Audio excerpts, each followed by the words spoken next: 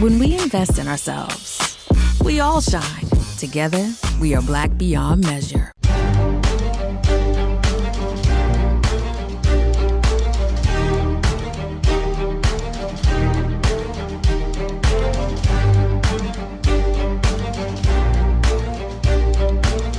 Welcome back to the Black Table on the Black Star Network. I'm your host, Greg Carr, and this is our weekly hour devoted to exploring ideas and subjects of special importance to people of African descent and to others fighting to build a better society. Well, it's been a busy week and a busy first few weeks of the October term of the Supreme Court of the United States of America. And we, of course, in election season, and elections have consequences, particularly when you don't let sitting presidents appoint Supreme Court justices. And with the so-called conservative supermajority on the Supreme Court, everything seems up for discussion and up for revisiting. And as we have seen already from last term in the case of Dobbs versus Jackson Women's Health and the elimination, the reversal of Roe versus Wade and 50 years of precedent, everything perhaps is up for reversal. And well, we just heard the affirmative action case that we've all been anticipating being argued before the Supreme Court, Students for Fair Admission, which ostensibly is a organization devoted to fairness for folk of Asian descent, although no Asian plaintiffs seem to have been involved, but against Harvard University and North Carolina, University of North Carolina, ostensibly taking on the issue of race in college admissions. And so, we couldn't resist the opportunity to reconvene our regular legal roundtable. And we are particularly happy that these two professors, these two sisters, are joining us on such quick notice. And of course, we have back Professor Angie Porter from American University, the Washington College of Law, and Professor Valethia Watkins from Howard University, Department of Afro-American Studies, and the Women's Studies program, graduate program. Welcome back, professors. Thank you. Good to be here. Excellent. Well, it's good to see you all. I know you all have been talking about this regularly. So we're going to spend this hour really unpacking what we saw and what you expect will come of the arguments in Students for Fair Admission versus Harvard versus the University of North Carolina. So could you help us initially by letting us know, what are these two cases? I imagine folk kind of know generally they involve affirmative action, but what's going on there? Well, I guess I'll start us off. So we're looking at cases against public and private university, and that's by design. Students for Fair Admissions being a kind of a litigation think tank of sorts backed by right-wing legal strategist Edward Blum, who also was behind the Shelby County v. Holder case involving the Voting Rights Act. That case essentially gutted the Voting Rights Act. And the other case, Fisher versus University of Texas, Austin. So this is, first off, this case shouldn't be seen in isolation. This is part of a multi-pronged attack, really.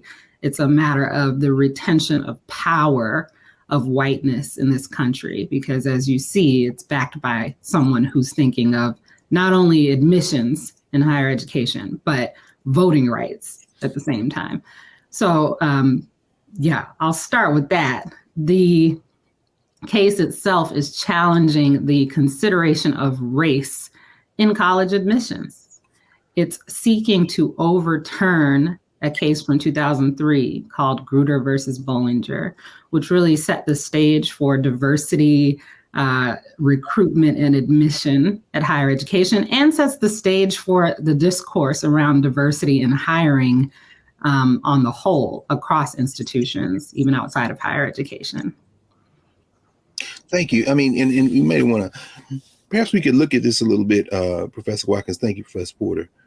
Ed Blum, what is his stake in this? I mean, I've heard him described as a libertarian. I've heard him described as a conservative, but ultimately, why is he so hell-bent on this agenda, as Professor Porter said, between voting rights and now affirmative action? Who is Ed Blum? How should we be thinking about him? Well, this organization is definitely phrased in a way to seem like it is representing students, but it is an organization that Ed Blum, who is a conservative activist, he is the president of the organization. The other member of the organization is the person, Abigail Fisher, who he recruited to try to destroy affirmative action in 2016 with the Fisher versus the University of Texas case. So he is not just a conservative, and these are not organic cases. These are very strategically calculated, premeditated cases as a part of a larger movement that Professor Porter mentioned. We have to continue to connect the dot. And this is people who were not happy with the outcome of the civil rights movement. And this is a counter democratic movement. This is to dismantle a lot of the gains that were achieved during the civil rights movement. And so on its surface, he initially tried to use white women to dismantle affirmative action. That did not work in the Fisher case.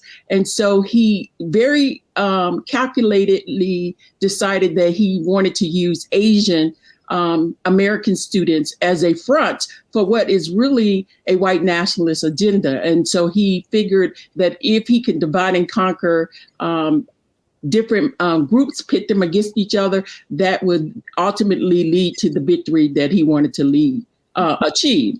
Mm-hmm. So ironically, we have a case that is, especially with the Harvard case, that is alleging discrimination against Asian American students, when in fact the lower court, which is closest to the facts, the fact finder, concluded conclusively that the affirmative action admissions program at Harvard did not discriminate against Asian American students. So the fact that this case is before the Supreme Court is really a reaction to the fact that this is an activist court. This court is functioning as a political arm of the Republican Party and the conservative movement.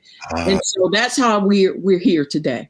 And in fact, this is good. And this being the Black Table, of course, there's been a lot of coverage. People might have been aware of these kind of general framing issues, but we want to get right down to the questions that really we should be thinking about, particularly people of African descent, around judicial supremacy, the legitimacy of the court, a question of class. This came with my class at Howard Law School the other night as we were talking about this. The fact that most people who go to college in this country go to schools that don't use race as a criteria for admission. And that would include all the HBCUs, the community colleges, most of the public colleges. And we'll talk more about that in the coming segment. But in terms of the politics, as you raise it, Valethia, and now we can kind of, we all know each other very well. So let's just, we get loose with this.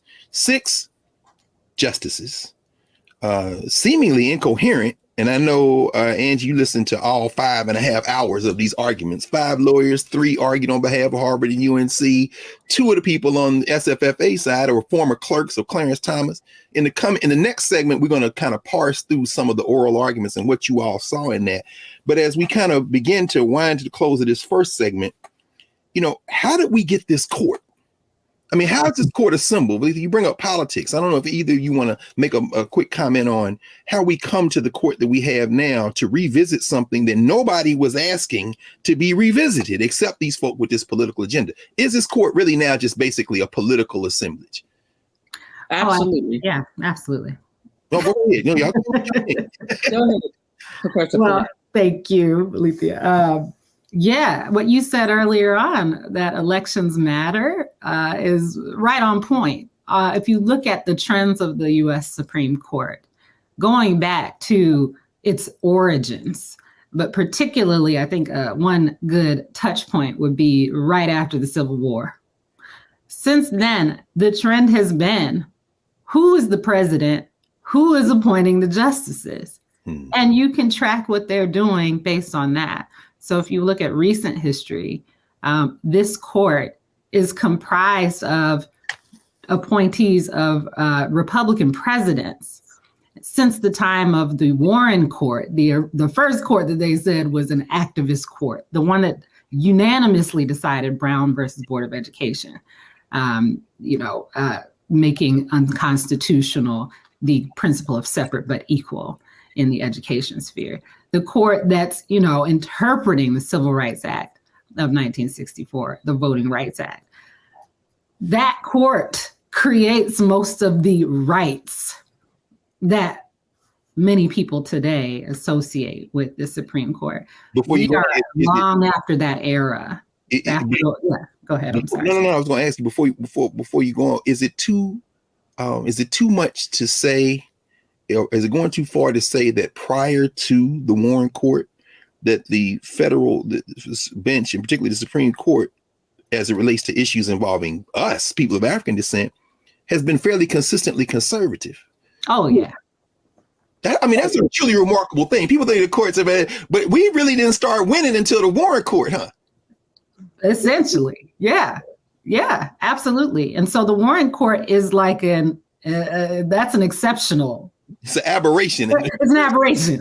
Yes, that's what I was going for. Right, and that's why even when Thurgood Marshall was on the bench and he was very steeped in history, he basically said when he tried to hold off them dismantling very early on he tried to hold off the dismantling of affirmative action. He basically said we have to look to other branches, Congress, not the court, because he understood that the court has been has been conservative the vast majority of the history and has narrowly read the 14th Amendment to protect corporations more than it protect Black people, when the legislative history was that it was specifically designed to advance the interests of Black people in the context of just coming out of slavery during Reconstruction. So let's hold that over to the next segment. We're going to take a break here in a moment.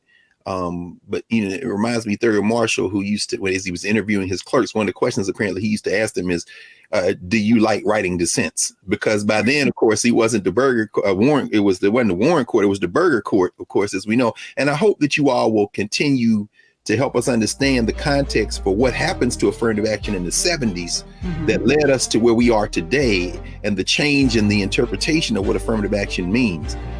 So with that in mind, we're going to take a break. And when we come back, we will continue with Professors Angie Porter and Professor Lethea Watkins here at the Black Table, working through this idea of affirmative action, which we're pretty sure is going to end soon.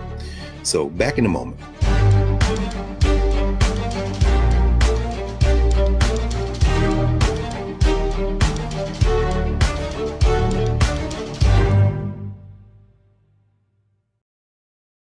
We've got to stand up. Republicans are banning abortion rights, tearing down democracy, blocking progress. But when Democrats stand together, we win. Because we voted, Democrats stood up for Black lives, voting to ban police chokeholds, stood up for Black women, putting one on the Supreme Court, stood up for our families, lowering cost of health care and prescriptions and capping insulin, and stood up for millions by slashing student debt. This November, let's stand up together and keep making progress. It's time to know your rights. If someone is questioning your right to vote, call or text 1-866-OUR-VOTE. For more information, call or text 1-866-OUR-VOTE. When we invest in ourselves, we all shine. Together, we are Black beyond measure.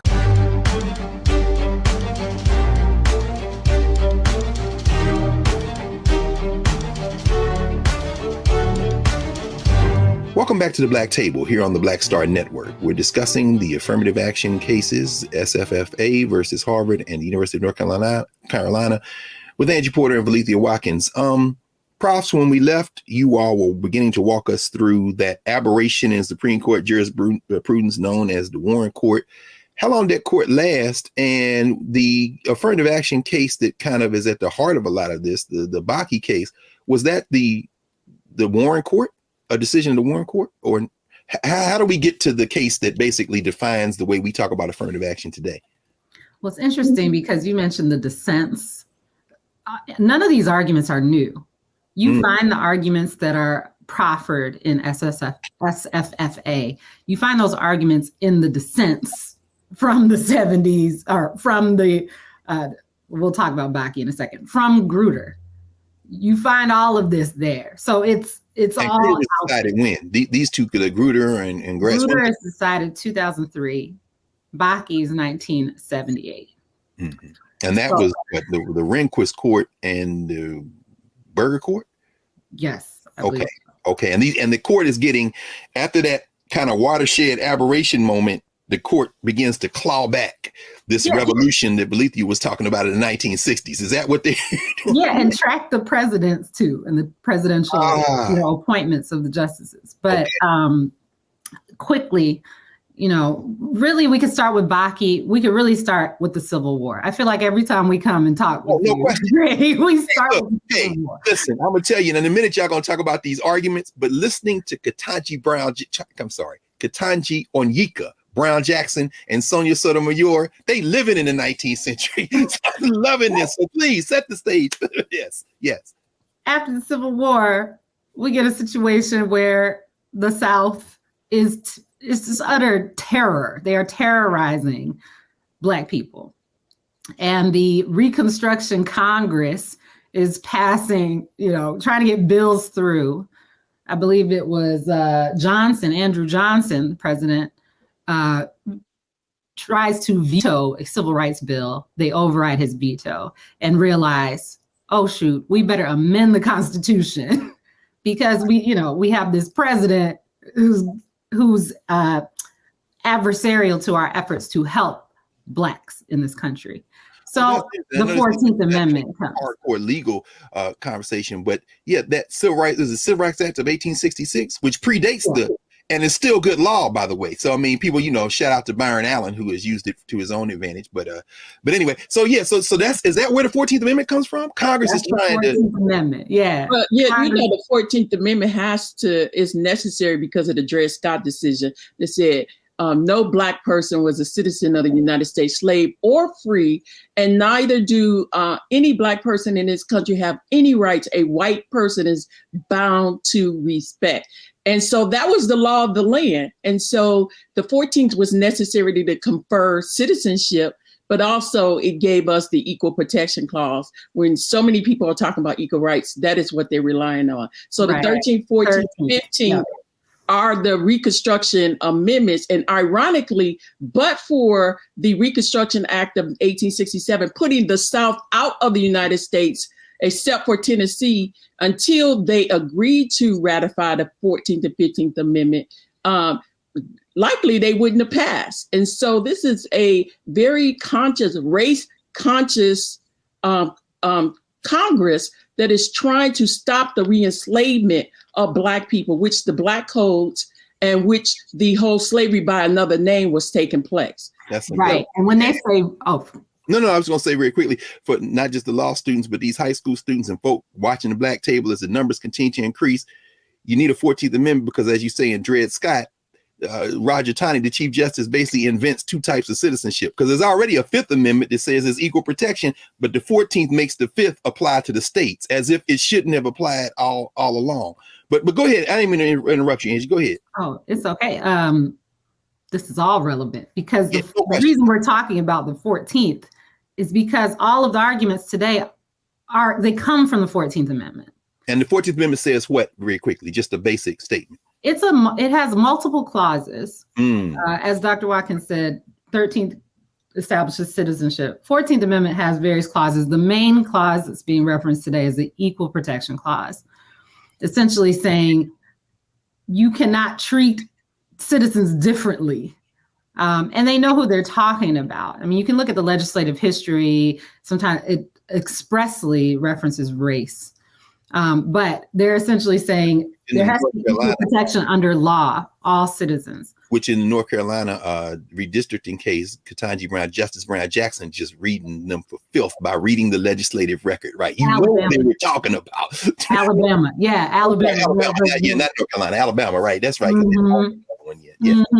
Yeah. And when they say race conscious and race neutral, race is a proxy word for Black. What they're talking about is Black conscious. A direct word if we look at the legislative conferences on the amendment. So when does this thing move from a direct word for Black to a euphemism basically for white, which is what it seems like that's what Brown Jackson was arguing from the bench and she was grilling these lawyers about, wait, if they can't mention race, doesn't that basically preserve standing for whiteness as an advantage? Now we're talking.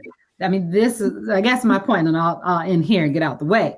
No. Now we're talking. So the reason we keep going back to 1868 when the 14th Amendment is adopted is because it's clear at that time in history who it's talking about, who it applies to, what the intent is. We're talking about protecting Black people because there's a whole separate regime set up for them after the Civil War in the South. They're being terrorized. They're being prevented from participating in political process. These arguments in these cases flipped the 14th Amendment on its head. So what Justice Jackson and Justice Sotomayor are doing are trying to flip it back right side up and remind people, even though they don't need reminding, they're being disingenuous, and expressly tell people, you have flipped this on its head.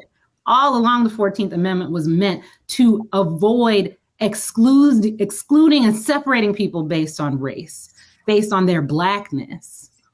And you are now saying race can't be mentioned at all to benefit Black people or others. So that's antithetical to the origin of the 14th Amendment. So when, and thank you. And Valethia, as you were talking about the 14th Amendment being used by corporations in the back half of the 19th century, it takes 100 years for Black people to fight their way back into this with the Civil Rights Movement. The Civil Rights Act of 1964, the equal protection claims there that are drawing on this. Heard a lot about Title VI in these arguments. Given that second Reconstruction moment that we often call the Civil Rights Movement and the birth of affirmative action, was affirmative action originally designed 100 years after the Civil War to connect to this original meaning of the 14th Amendment and perhaps try to help Black people and address previous discrimination? Right. So if we actually, we're so used to saying the word affirmative action, but let's think about what it means, taking affirmative steps to bring about equality. So, the stronger argument in favor of equality, not diversity. Not diversity. The strongest argument for affirmative action and what it was originally resting on in 1965 was to remedy past discrimination. There were overt years upon years where the Constitution was not colorblind, that it was used to discriminate legally against Black people. And so now are you talking about remedy past discrimination, but its present effect and its ongoing discrimination? Because when did racism end? Since racism didn't end, since white supremacy didn't end, it is still ongoing and it never came to an end. And so the court, in Bakke, it begins to switch the stronger rationale for affirmative action to diversity. So from remedy, like right now, they don't even talk about remedy past discrimination, present effects of discrimination, and ongoing discrimination. They fictively act like that does not exist. And so all three of us have mentioned Bakke. When we say Bakke, what do we mean? Somebody's saying, they keep saying Bakke. What's Bakke? That's the 1978 case, the Regents of the University of California versus Alan Bakke, who was it's a medical school case. It is the first case testing affirmative action, and Bakke was a white applicant who was not admitted to the medical school. And at that time, the school had set aside 16 seats out of 100 for minorities. And understand, minorities mean all minorities, not just Black people. Non-whites. So yes, non-white, 16 out of 100. And so the court was, divided, and Lewis Powell, came in and split the baby. And baby. What you said was that, this idea of quota, that's when the quota becomes this loaded term and say you can't have firm targets or fixed numbers. And so quotas were ruled unconstitutional and not Except permissible. if you're talking about HBCUs, because I was an undergrad at Tennessee State when the federal district court said that they want Tennessee State to become 50% white by 1993. So you can throw numbers around when you try to attack HBCUs, but when it comes to white, but no quotas, huh?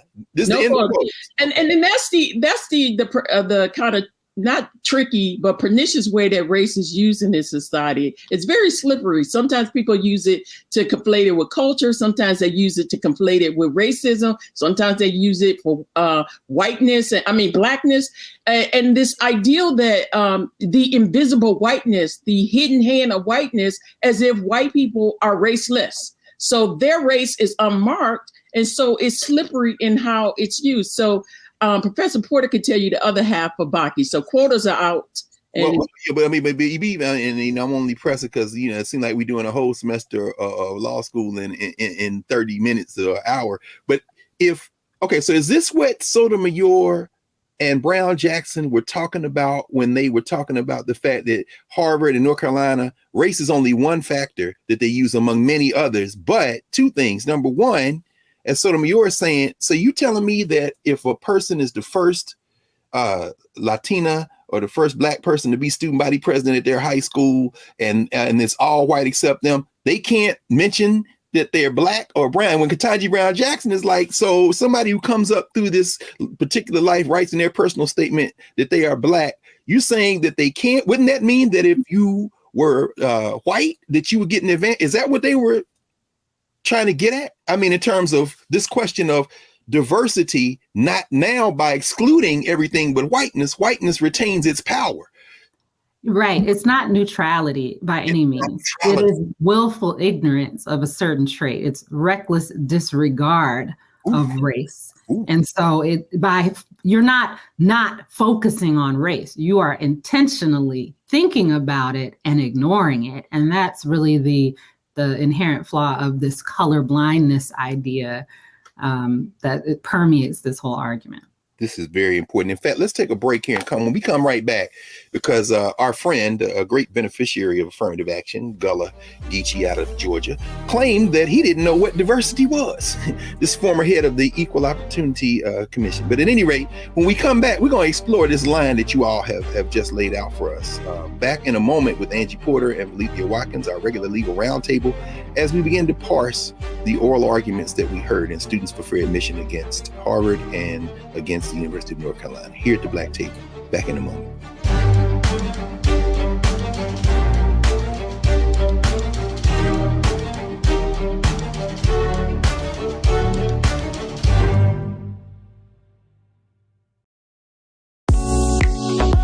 Exercise your right to vote.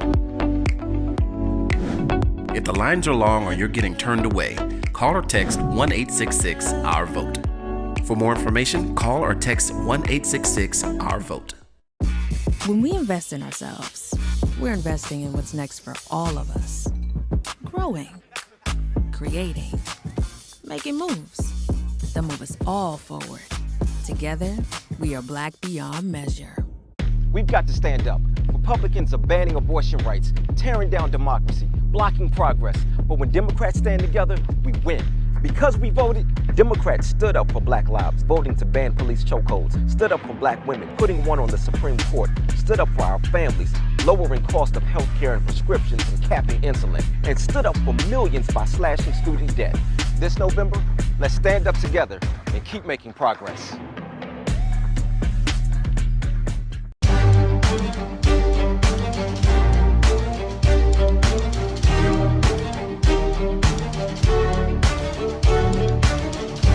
Welcome back to the Black Table here on the Black Star Network. Don't forget, support the Black Star Network, spread the word. We're continuing to grow and build. And you see the kind of quality programming we have here on the network. We're joined again by Valethia Watkins and Angie Porter, two professors who are helping us think through this question of the affirmative action cases we've seen. So when we left, you all were we were right about to enter the room for these oral arguments. You've laid us out with the origins of the 14th Amendment, the Civil Rights Act of 1964, Title VI, the whole question of Bakke in 1978, and then you drew the roadmap from there to Grutter and Gratz in the early 2000s to preserve affirmative action. Maybe let's linger there on a moment. How do you connect then after this whole rationale from the affirmative action goes from addressing discrimination to diversity. What role then did these cases play in the early aughts in 2003, 2004, the Grutter case? What they extended affirmative action. I kept hearing Amy Coney Barrett saying, well, how many more years? How many more years? I'm like, y'all are damn near incoherent in this. Where did she even come up with that? And what does Grutter have to do with that? If I can sit back in Bakke for a second. Well, yeah, of course. Yeah, of course.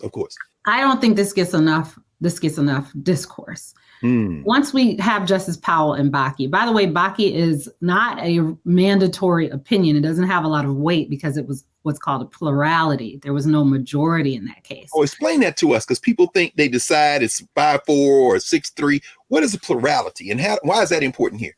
That means you have no majority. You have multiple opinions. Maybe 4 people write one thing, 4 people write another, 3 write one thing, 3 write another, and the remaining 3. So they're not unified on the rationale behind the result. But the opinion that had the most staying power from Bakke is Justice Powell's decision, as Alethea mentioned. But we need to really talk about that because it answers your question. This is where the U.S. just went off the rails. And anything we talk about after Bakke, we're in a nonsense framework. So all these arguments we can talk about, like, let me write that down. I got willful, reckless disregard, and now nonsense framework. Y'all chop the bar. Go ahead. Anything we talk about when it comes to affirmative action after this, now we're just we're dealing in nonsense. We've been dealt a bad hand. And the example I'm going to raise is Brazil. Brazil. The enslavement capital of the Western Hemisphere has taken a different course. They have said quotas are fine. Quotas are necessary. That's right. Remedying past discrimination is the premise for their legal framework on race. They have never disavowed that. The U.S. disavowed the premise of remedying past societal discrimination. And they nominally in Bakke retained that, and in Grutter, 2003, retained that, if your institution individually discriminated in the past, you have to prove that. You have to show that there was discriminatory intent, which legal folks like all of us know that is extremely hard to do. Beyond us being here speaking English and not being in Africa, right? That doesn't suffice.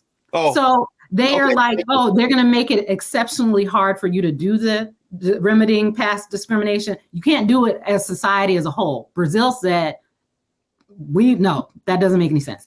So then we get to this diversity thing, which is established by Justice Powell and picked up by Justice O'Connor.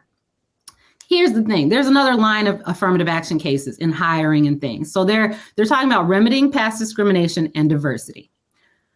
When you talk about the remedy, and Alethea mentioned this earlier, when you talk about remedying, logically, theoretically, there has to be an endpoint because at some point you will be made whole. This is the theory of it.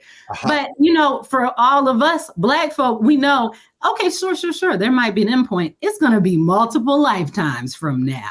Right. It might be another 500 years if this country is still here. Right. Then we'll be remedied. But okay, sure, there's an endpoint when everybody's made whole. This is when it gets just totally off the rails. Diversity becomes the compelling state interest that is permissible in the U.S. in order to do affirmative action. Diversity is this, wishy-washy thing that honestly never gives Black people power. At most, it helps Black people be represented at the same level that they are in the greater society, which means we're always at a small percentage in these institutions. So there's never power. But okay, diversity. O'Connor, in 2003, puts a timeline on that. And she's borrowing that from other Supreme Court cases. She doesn't invent that. And this is Sandra Day O'Connor, first Justice Supreme Court, appointed by Ronald Reagan, who's sitting there in this case. And this is University of Michigan case? Yes, University of Michigan. They're using race as a factor in admission. Yes, but get this. Okay. She conflates endpoint logic. Remember how I said if you're remedying something, it makes sense for there to be an endpoint, theoretically. Sure. With diversity, she brings it to diversity. She says there has to be a logical endpoint. Does it make sense for there to be a logical endpoint for diversity? Theoretically, no. No. Nonsense. Diversity is a check on racism. So what did she say? 1,000 years, 500 years, as you say? She said she pulls a number out of the clear blue sky. Well, I mean, 25 years.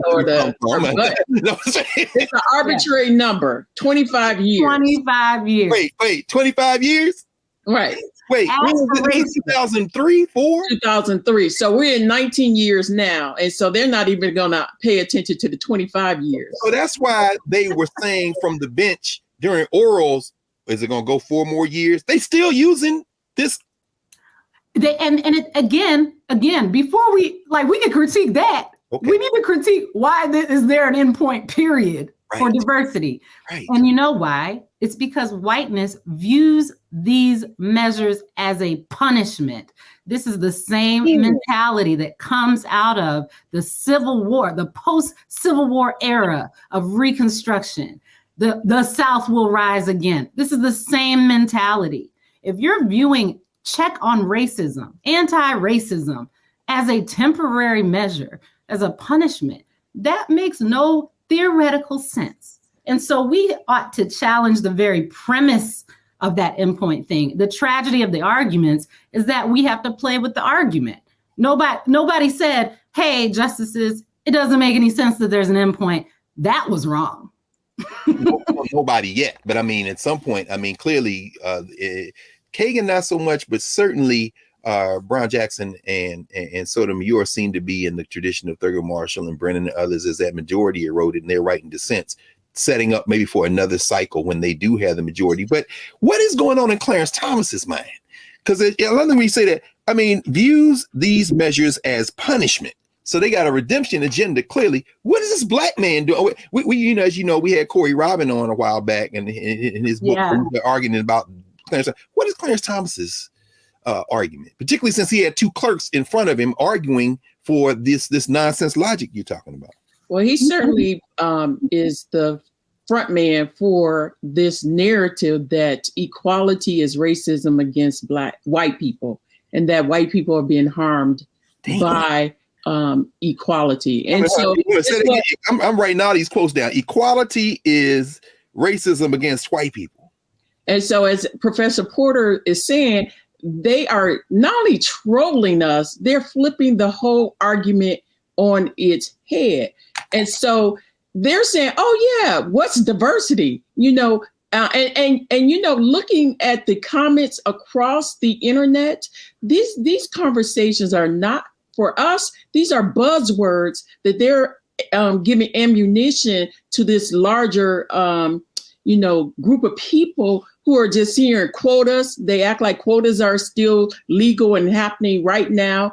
They are giving ideals about how white people are being severely harmed. Now, not even mentioning the entire legacy debacle about diversity. So for them, diversity is fine. All kinds of diversity is great, except for racial diversity.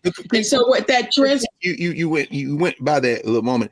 The question of legacy. I think I read somewhere that over 40% of the white undergraduates at Harvard are there because they're either children of donors or interests of dean or somebody went to school for, and that their collective GPA and test scores are lower than everybody. Is that what you mean by legacy? Yes. So as a part of this case, part of the fact finding part of this case, they found in 2019 that 43% of the admits into Harvard were legacy. It's ALDC. It meaning that they admitted legacy people who were the children of alumni, people who were children of donors, the children of the faculty and staff, and recruited athletes. They comprised of 43%, almost half of those people who were admitted. They were put on a special dean's interest list, which is a euphemism for these people. We're going to put a thumb on the scale. And so affirmative action. I'm going to raise my drink up. Affirmative action. And they also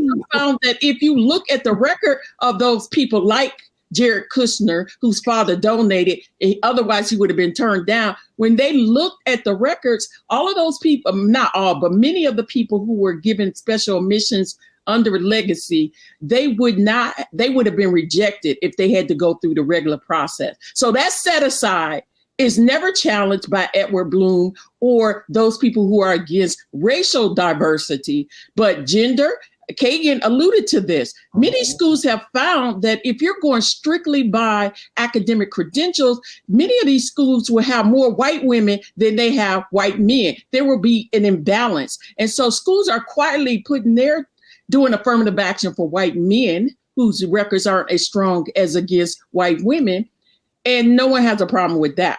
So gender, affirmative action, again, going back to history, white women have been the greatest beneficiaries of affirmative action. So they don't challenge gender affirmative action. They don't challenge legacy affirmative action. They don't challenge wealth privilege affirmative action. All kinds of affirmative action are okay, except for when it comes to remedy ongoing. Forget past. Well, we don't need to forget past. Let's have it all. But we're talking ongoing discrimination. There is no reason for this country to fund education based on the housing, the taxes of the housing. So it's built in, it's in the air around us, the disparities in schools, the disparity in resources. And that's how you get to the outcome. And not even mentioning that test scores and all of this are cultural products. They are not objective measures of intelligence. So you don't even begin to have this heavy reliance on test scores until we achieved civil rights victories. And that's when people retreated to the numbers. Right. So they could pretend that they're being objective when there's nothing objective about this process. That's why test scores need to go away as a response to this. And people are starting to do that. I mean, in fact, we only got one more segment left. We're probably going to have a part 2 of this, and we're going to have this legal roundtable again and again. This term is just off the chain. But you mentioned Kagan, and I don't know, maybe as we kind of close this moment, Angie, I think at one point she remarked to one of the lawyers that it appeared to his view, I think it was Strawbridge, that just doesn't look like you care whether our institutions look like America. I mean, so that place that you were talking about, this place that doesn't exist yet, this America, these people seem to want to just basically act like, this is a white man's country, white man and white woman, I suppose, and everybody else just go to hell. The institutions don't need to look like that. Yeah, she unclothed their argument and just showed it for what it was. This is about the power of whiteness. It is not about Asian Americans. It is not about the 14th Amendment. So they're just stripping all of their costume off. And that is the answer. What also, maybe this we can confront next segment, but what I'm really wondering is, what's Kavanaugh going to do? Because Kavanaugh uses affirmative action to hire his clerks. Oh, you know what? Pause right there. We're going to pause. When we come back, we're going to squeeze a lot in this last block at the Black Table with Lethea Watkins and Angie Porter on the question of affirmative action in higher ed and beyond, here at the Black Table.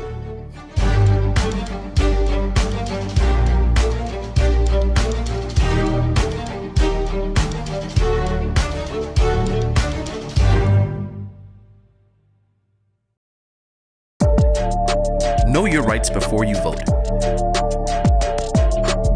If you have any questions or a problem voting, call or text 1-866-OUR-VOTE. For more information, call or text 1-866-OUR-VOTE. When we invest in ourselves, we're investing in what's next for all of us. Growing, creating, making moves that move us all forward. Together, we are Black beyond measure. We've got to stand up. Republicans are banning abortion rights, tearing down democracy, blocking progress. But when Democrats stand together, we win. Because we voted, Democrats stood up for Black lives, voting to ban police chokeholds, stood up for Black women, putting one on the Supreme Court, stood up for our families, lowering cost of health care and prescriptions and capping insulin, and stood up for millions by slashing student debt. This November, let's stand up together and keep making progress.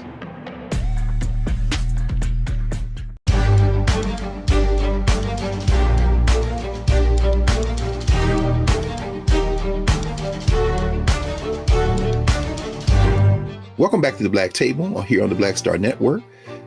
Spread the word, and we're going to continue to build here at the Black Star Network. And we're here with our regular legal roundtable, Angie Porter and Valethia Watkins, discussing the affirmative action cases.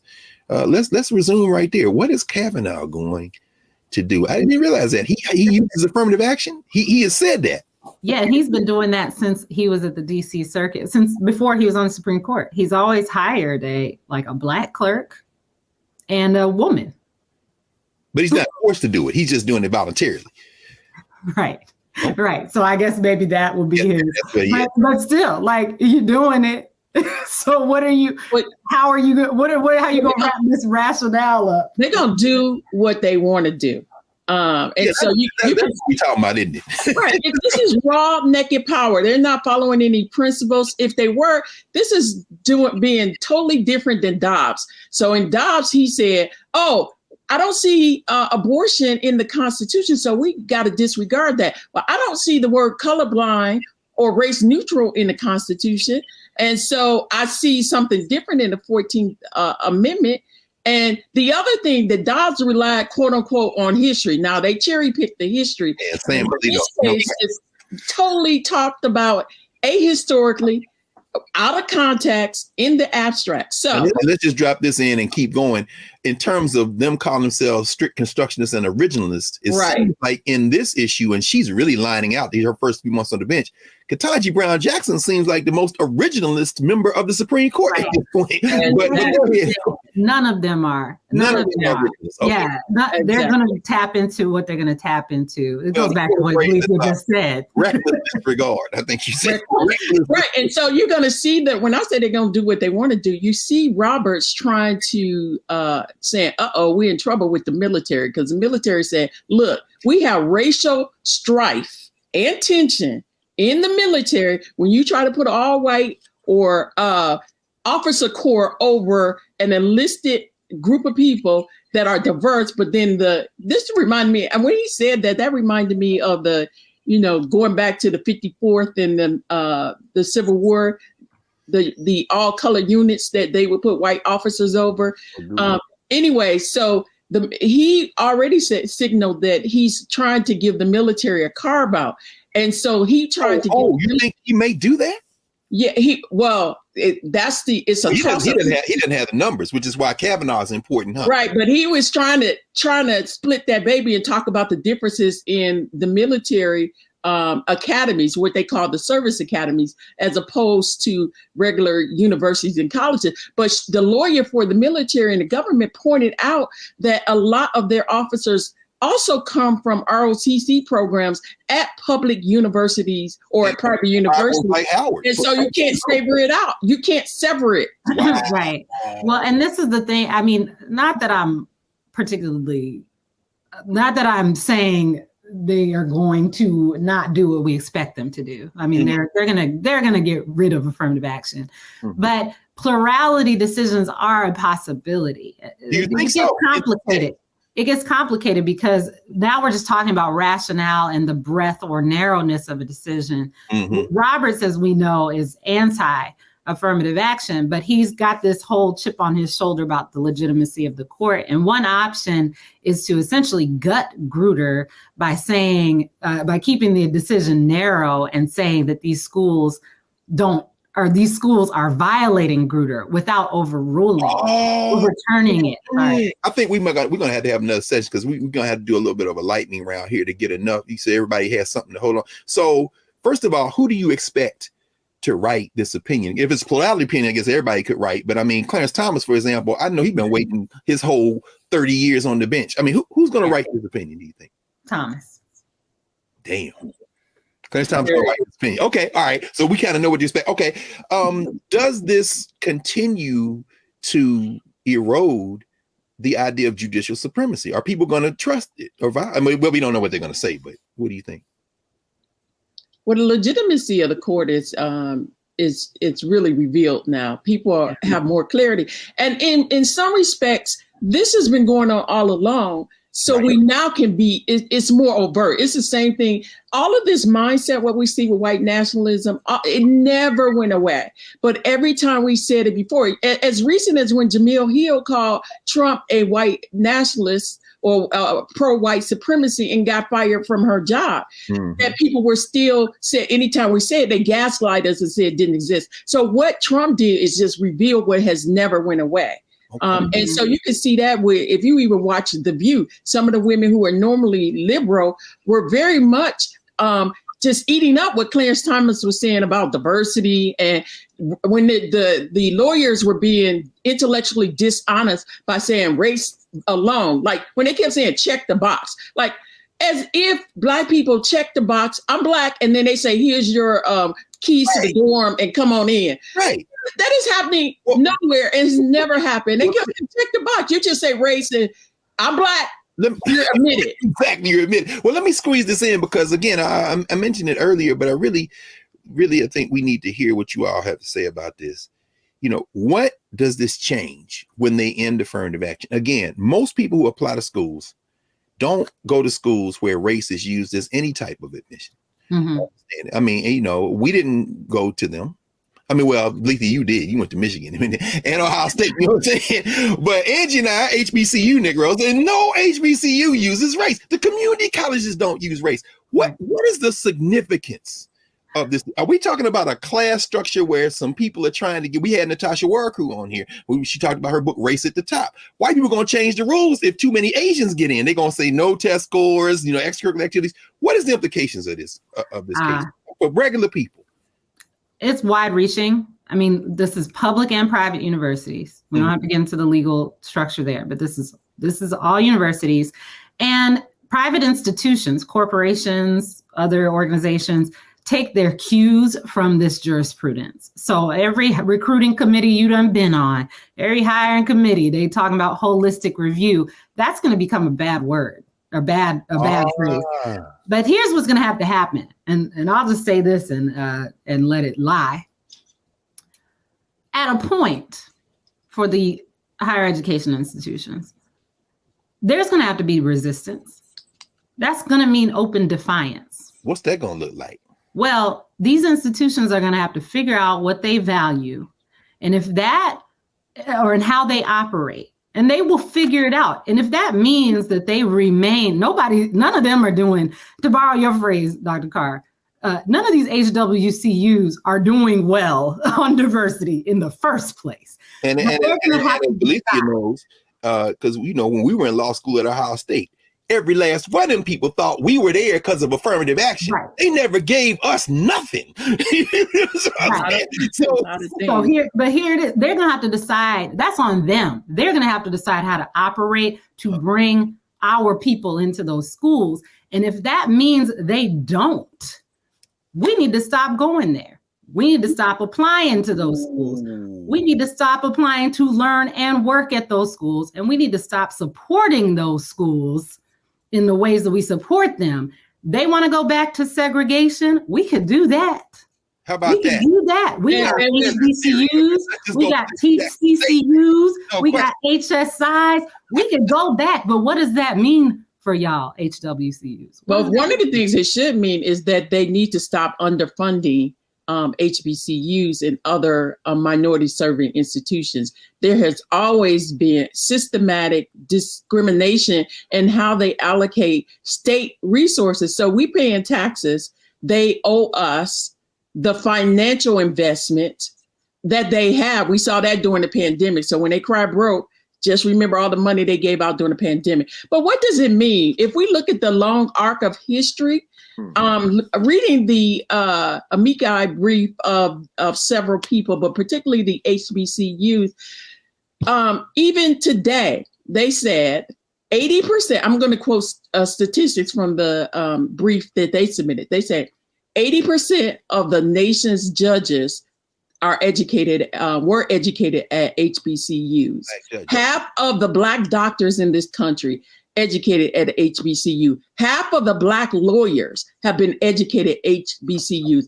40% of Congress, the Black people in Congress, were educated at HBCU. They say in recent history, in terms of the number of students Howard has sent to science and engineering PhD program outstrip what Harvard, MIT, Stanford combined, Yale combined have submitted. And then we look at Howard with what is that in support? Is that in support of affirmative action, or that's in support that our own, even with affirmative action, where people are really creating the professionals is what HBCUs have done the entire time. So let's balance it out. And that's where you say the class thing. Affirmative action has not been open to the masses. Students who are in urban areas, they have been totally not benefiting from affirmative action. People like us. Right. The working class have not benefited. Right. The place that has really educated with less, making bricks without straw has been our institution. So, and we've seen since the George Floyd, Breonna Taylor mass movement that there's been a resurgence in wanting to come here, go where you are valued and wanted and not just tolerated. And students have been able to say to their parents, the elite students, we're seeing a resurgence of that. And we have to balance that out too. Our students can't totally just say, oh, well, we're going to go with the same profile that Harvard would and leave out the working class and the poor that are important features of these institutions. Morehouse, Howard, and Spelman are not the black Harvard. That's not a compliment. And Harvard definitely not the white Morehouse, Spelman, and Howard. We got a different mission.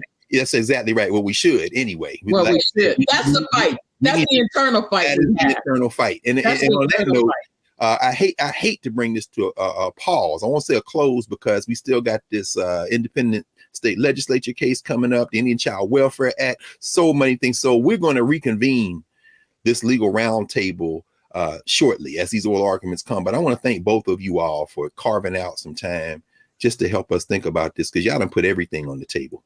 And thank you so much, Angie Porter of American University, Washington College of Law, Lethea Watkins, Howard University, Department of Africana Studies, and Women's Graduate Studies.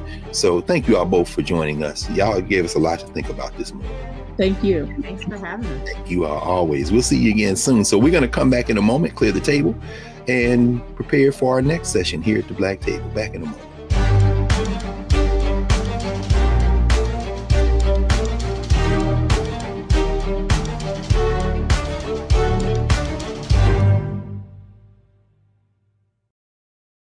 We've got to stand up. Republicans are banning abortion rights, tearing down democracy, blocking progress. But when Democrats stand together, we win.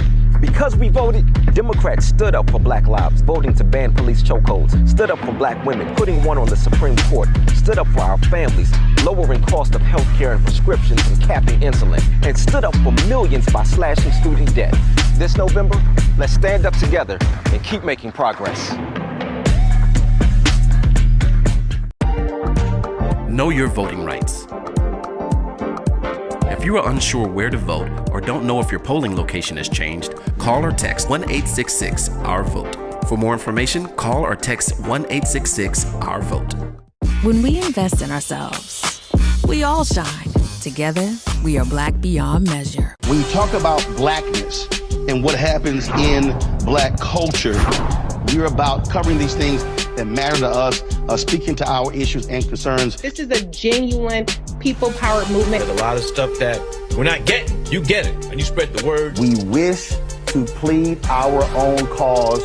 Too long have others spoken for us. We cannot tell our own story if we can't pay for it. This is about covering us. Invest in Black-owned media. Your dollars matter. We don't have to keep asking them to cover our stuff. So please support us in what we do, folks. We want to hit 2,000 people, $50 this month, raise $100,000. We're behind 100,000, so we want to hit that. Y'all money makes this possible. Check some money orders. Go to P.O. Box 57196, Washington, D.C. 20037-0196. The Cash App is $RM Unfiltered. PayPal is R Martin Unfiltered. Venmo is RM Unfiltered. Zelle is Roland at RolandSMartin.com.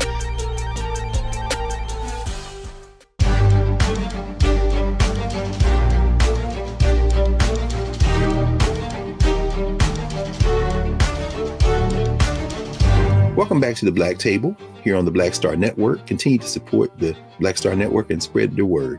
Today, you saw another reason why the Black Star Network is so important. We just heard Professors Porter and Watkins lead us through a very complex issue, one that, to quote Professor Porter, is now dealing with a nonsense framework, the question of affirmative action. We're all waiting to see how the court will rule and how they will get to their dismissal of affirmative action.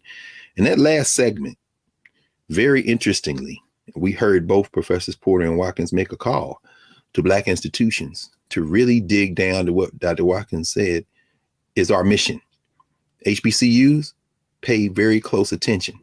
And I can think about our conversation we had with Professor Corey Robin and his book, The Enigma of Clarence Thomas, where he makes the case that Clarence Thomas may see himself as a Black nationalist.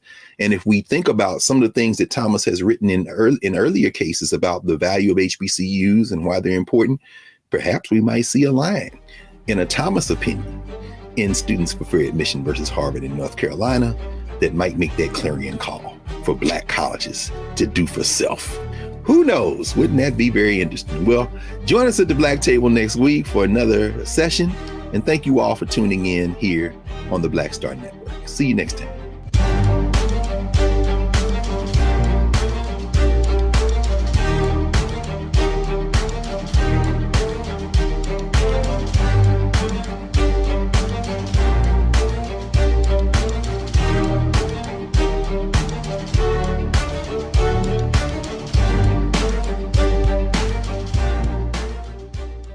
When we invest in ourselves, we all shine. Together, we are Black beyond measure. When you talk about Blackness and what happens in Black culture, we're about covering these things that matter to us, speaking to our issues and concerns. This is a genuine people-powered movement. There's a lot of stuff that we're not getting. You get it, and you spread the word. We wish to plead our own cause. Too long have others spoken for us. We cannot tell our own story if we can't pay for it. This is about covering us. Invest in Black-owned media. Your dollars matter. We don't have to keep asking them to cover our stuff. So please support us in what we do, folks. We want to hit 2,000 people, $50 this month, raise $100,000. We're behind 100,000, so we want to hit that. Y'all money makes this possible. Checks and money orders go to P.O. Box 57196, Washington, D.C. 20037-0196. The Cash App is $RM Unfiltered. PayPal is R Martin Unfiltered. Venmo is RM Unfiltered. Zelle is Roland@RolandSMartin.com.